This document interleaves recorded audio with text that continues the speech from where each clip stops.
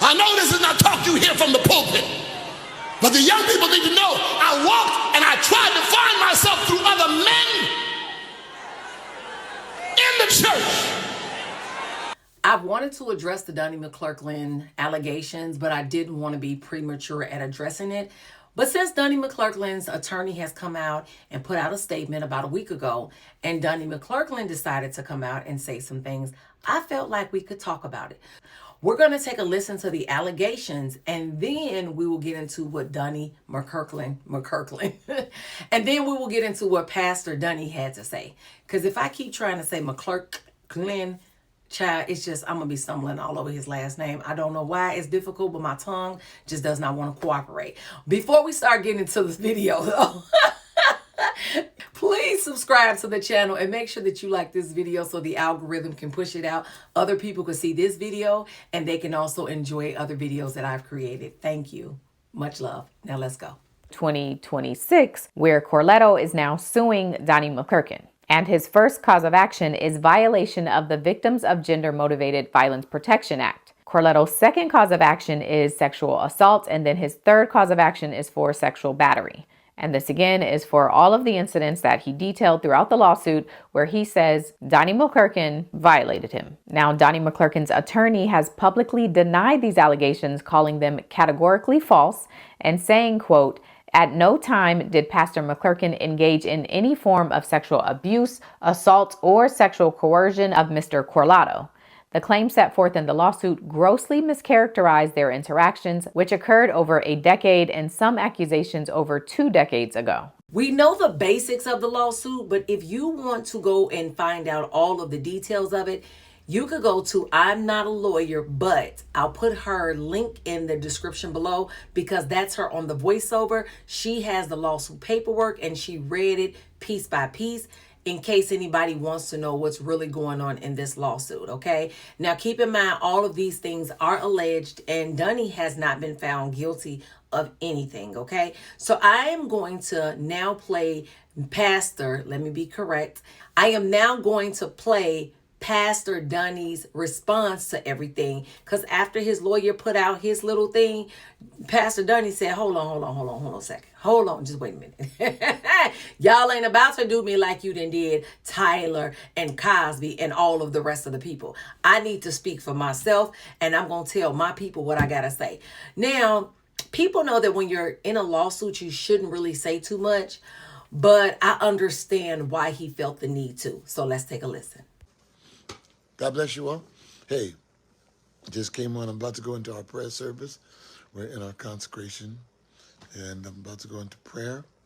And I just wanted to address something personally. You've heard a lot that's been going on. You've heard many different accusations lodged and alleged. You've heard some very untrue things. And you've also seen an official statement that I put out. But I wanted to lend my voice and my face to this. And I wanted to let you know that I thank God for every one of you praying for me and for the support. And I thank God for truth, which you have not heard. You have not heard the truth, but you will. But I just didn't want to go any longer without addressing it. I've remained silent while this campaign, this media campaign was launched. I've remained silent because the Bible tells you to be slow to speak,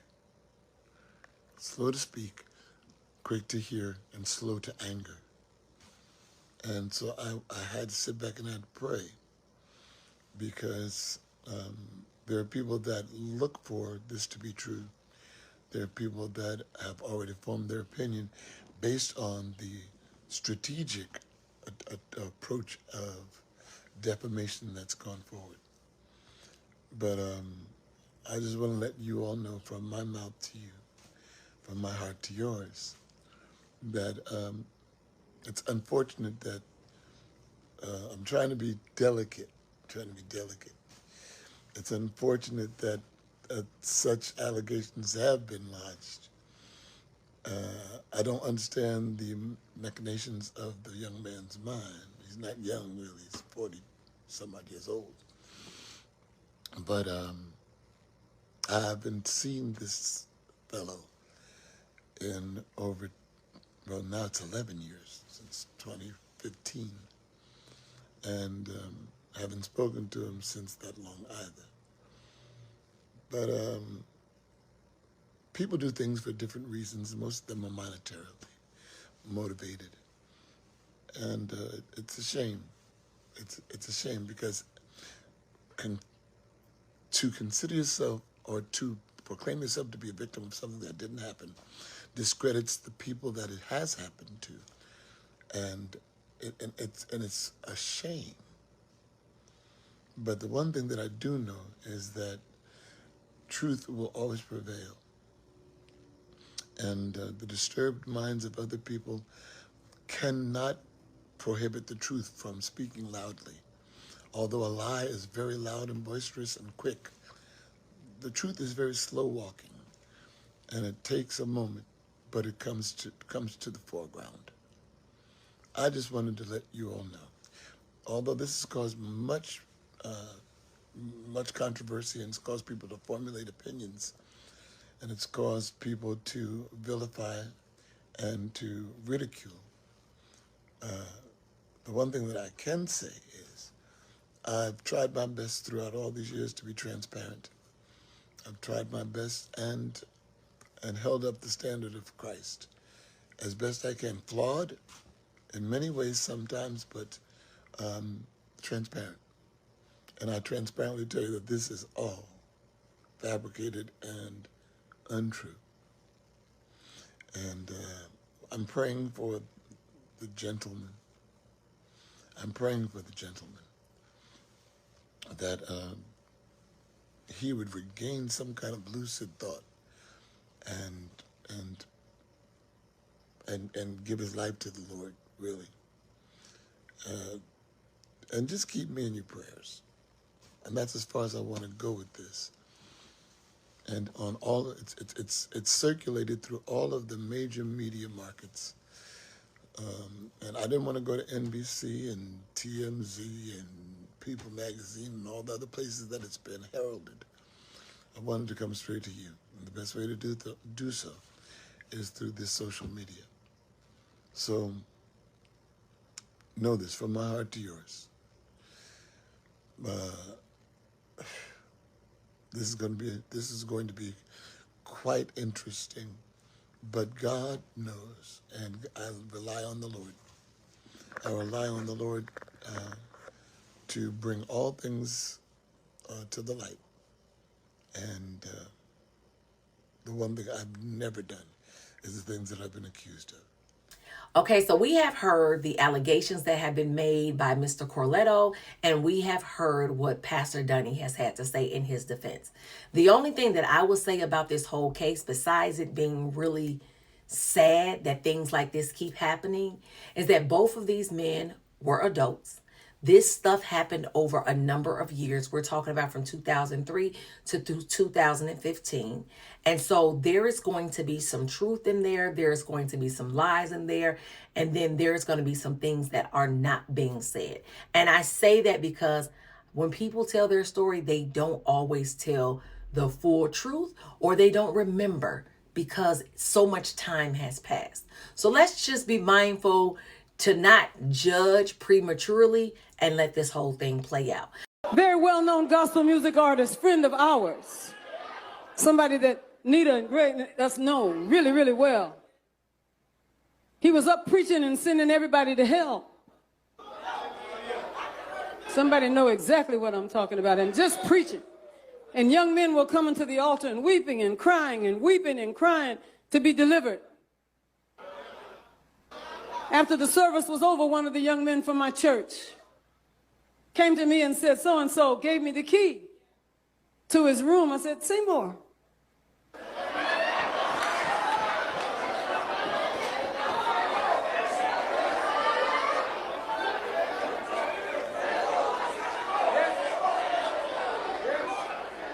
I said, say more. He said he gave me the key to his room and told me what time to get there. I said, so give me the key, son.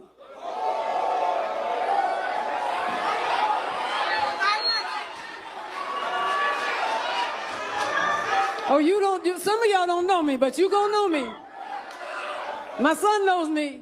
My sons and daughters know me. They know me. Give me the key.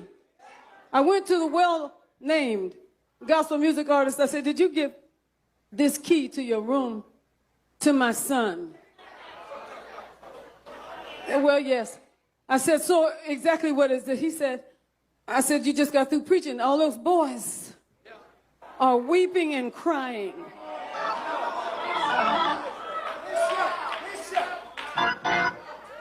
Repenting and crying. And you hooking up. I don't understand this. How does that go? He said, well, none of us are perfect. I've messed up more than I've had good.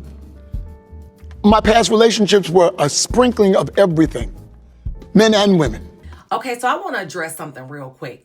When we listen to Bishop Yvette, she calls out a gospel artist, and I understand her reasoning for doing it. Like, if you're praying over these boys and then after that you go get them the key to your hotel room, what are you really doing? Are you trying to save souls, or are you trying to have mesh? Okay, have relations. Okay, I understand that part of it.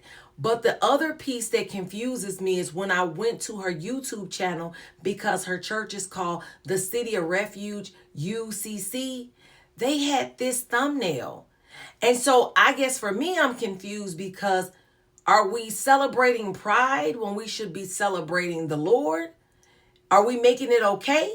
Are we encouraging it? And maybe that's for a lack of better words, right? It's okay to accept everyone into your church, but what's not okay is to encourage sin.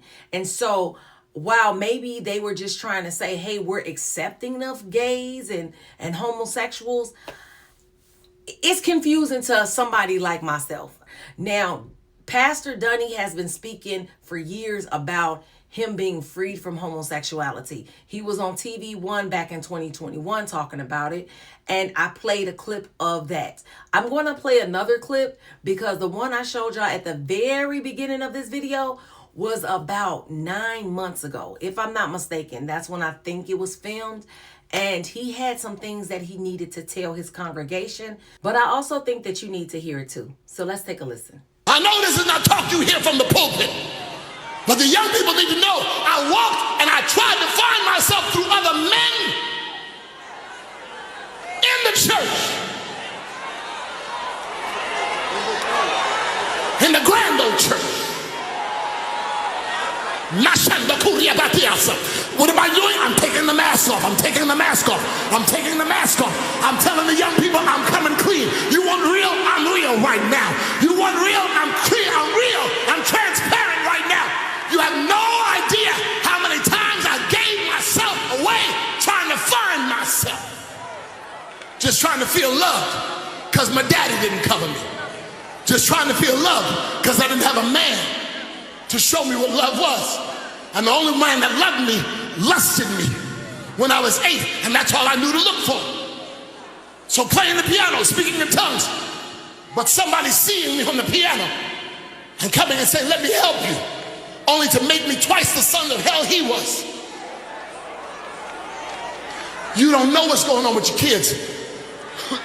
And you let your discernment go when you look at their friends and don't discern what's in them. Oh, that's just Johnny. That's just Sally. You don't understand what's going on right now. Katy Perry is turning the girls out. Talking about I kissed the girl and I liked it. You don't hear what I'm telling you. These young girls are just as bad as the boys in homosexuality, but you don't see it. You don't see it. You don't see it. But today, hear me, every one of you young people. I've been there. But God said with loving kindness, not with condemnation, with loving kindness. Y'all hear me? Not with guilt, with loving kindness have I drawn you. God said, I don't want your gift. I want your life. I don't want your talent. I want you. And I will heal every broken cycle. I will turn your life around. Trust me, I didn't start living until I turned 40. I didn't start living until I turned 40. Now I'm having the best time of my life because he's healed me. So my 50 is like 20 all over again. God's given me back the years that the palmer worm and the cankerworm and the caterpillar has destroyed. He's given me back the years. I need somebody to raise a praise right now. And hear me, musicians, singers, young people, all in this room. I understand, man, I understand how it is to have a heart for God and a lust for sin. I understand how it is to want to stay in church. The reason why you're in church now is because there's something in you. You're not crazed. You're not wayward. You're not that buck wild. The reason why you're in church is because there's something in you. But you also know that while there's something in you for God, there are other people in church that appeal to your lust. Let's be real. I'm just being honest. I'm just being honest. Why is it that we don't like talking true? And I'm dealing with people who are saying, well, no, it's a new day. It's a new day.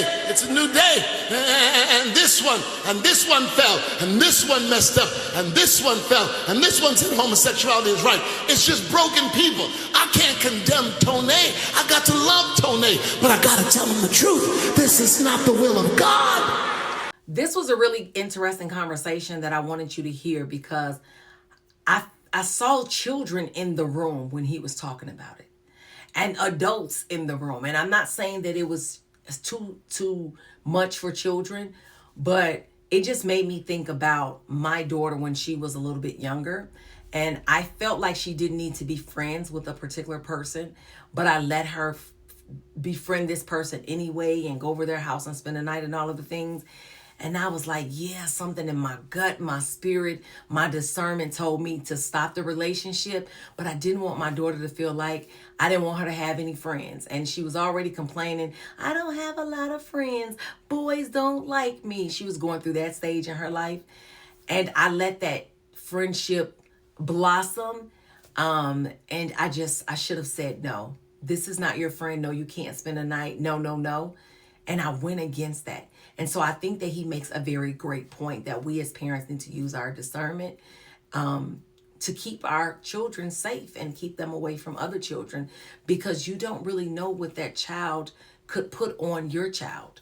And so with that being said, I just wanted to throw that out there and put some scripture to this thing, because I saw so many people online like against Pastor Donnie based off of an email that Mr. Corletto claimed Pastor Donnie put out there. Now, I don't know if the email is true or not, but I know in today's time, people can make up anything. I mean, we're in the time of AI. So I don't even know why people ran with the email like, oh, he wrote that email. Oh my God. And it's dated in 2013. Like, come on, y'all. In the world of AI, y'all don't think that somebody could come up with an email? Now, again, I'm not saying that Pastor Donnie didn't write it, and I'm not saying that he did, but people should wait until more information comes out. And that's just where I'm at with it. And I'm going to repeat that again, so y'all don't get to saying, I think he did it. Be quiet. Because it's very easy for somebody to say that you did something because of your past. And we all have a past.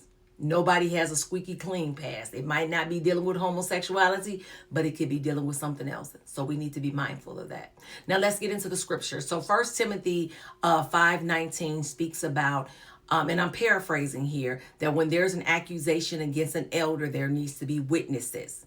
Okay, we need to know some people that can testify truthfully that, yep, he did it, and not just go off of hearsay. So y'all make sure y'all look up that scripture and get the full context of it. I'm going to put more scripture in the description below, so make sure that you go check it out. And I'll make sure that I put the video link to the young lady who was speaking and did the voiceover. Make sure that you go check out what she says about the whole lawsuit. Y'all let me know y'all thoughts in the comments below, because that's what I'm here for.